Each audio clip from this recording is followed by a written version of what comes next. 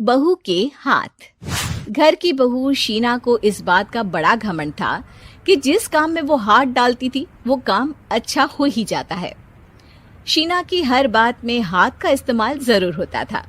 एक दिन शीना का पति आकाश उससे कहता है, कल जो वो भिंडी बनाई थी ना तुमने, वाह वाह वाह वाह, मजे आ गए। मैंने अपने हाथों से बनाई थी। मेरे हाथों में वैसे भी जादू है, जिस चीज को छू लेती हूँ सोना बन जाती है। अब ये थोड़ा ज्यादा हो रहा है। मतलब अगर हर चीज को छू के सोना ही बना देती हो तुम, तो हमारे नाम के पीछे भी अंबानी ही लगा देते हम। चुप रहो, मुंह पे हाथ रख लो, कुछ भी बोलते रहते हो। शीना की सास बगिया से पूजा के लिए फूल चुन रही थी। सुंदर, अति सुंदर, कितने प्यारे गुलाब के फूल हैं। भगवान जी खुश हो जाएंगे। मैंने अपने हाथों से जो पौधा लगाया था, मेरे हाथों की कोई भी चीज बेकार नहीं जाती। हाँ बेटा, सही कह रही है। इसीलिए तो तुम्हारे पिताजी से मैंने अपने बेटे के लिए तुम्हारा हाथ मांगा था। और उन्होंने हाथों हाथ में मेरा हाथ आपकी बेटी के हाथ में दे भी दिया था।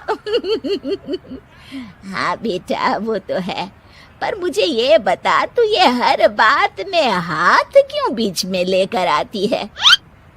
माँ जी, पंडित जी ने हाथ मेरा देखकर नैनीताल में कहा था कि मेरी तो मुझे करनी पड़ेगी ना। हाँ हाँ, ठीक ही कह रही हो। वैसे तो मिलाओ हाथ इसी बात पर। शीना को न सिर्फ इस बात पे गर्व था कि उसके हाथ से सब अच्छा होता है, बल्कि घर के सारे काम भी वो पहले अपने हाथ से करती, फिर कोई दूसरा उन कामों को कर पाता। एक दिन शीना कपड़े धो रही थी। अरे घर में वॉशिंग मशीन है तो सही, खुद क्यों थक रही हो? कपड़े पहले मेरे हाथ से धुलेंगे, फिर वॉशिंग मशीन से। पहले हाथ की सफाई, फिर मशीन की धुलाई। अगर आज डाकू गब्बर सिंह होता ना, तो वो ये हाथ मुझे दे दे ठाकुर तुमसे जरूर कहता, और मैं तो दिलवा भी देता तुम्हारे हाथ।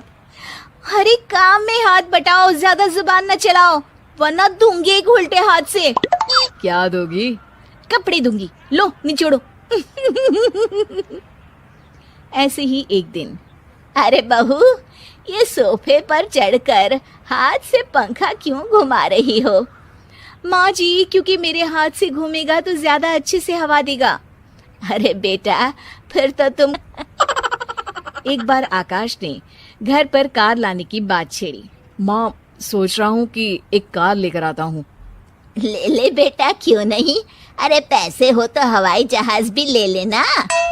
हाँ, पैसा तो हाथ का मेल है, ले लेते हैं। इस हाथ पैसे देंगी, उस हाथ कार ले लेंगी।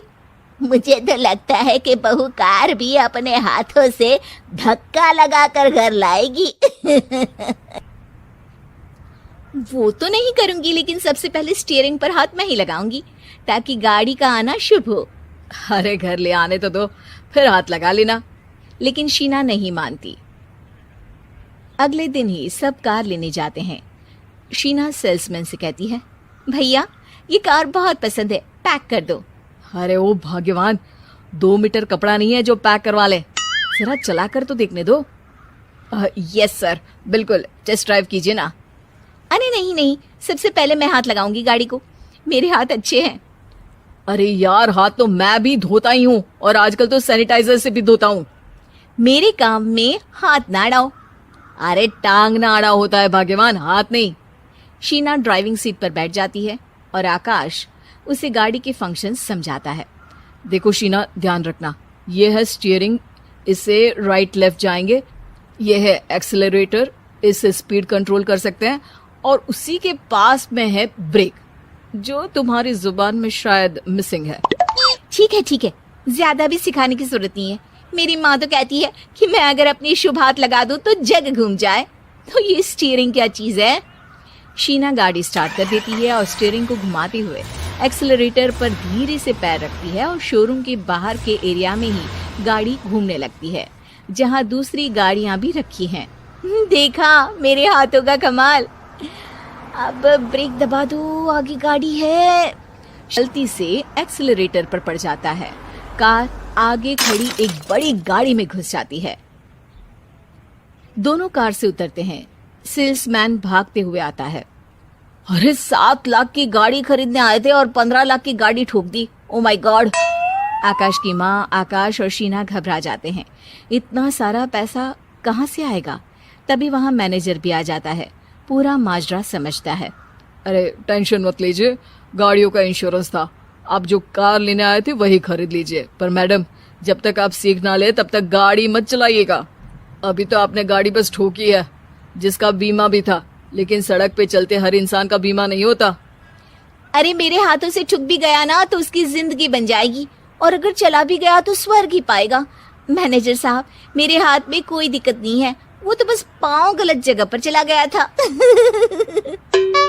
शीना की बात सुनकर आकाश अपना सर पीटता है और उसकी सास अपने हाथ से खुद का मुंह छिपा लेती है और मैनेजर हाथ जोड़कर माफी मांग लेता है।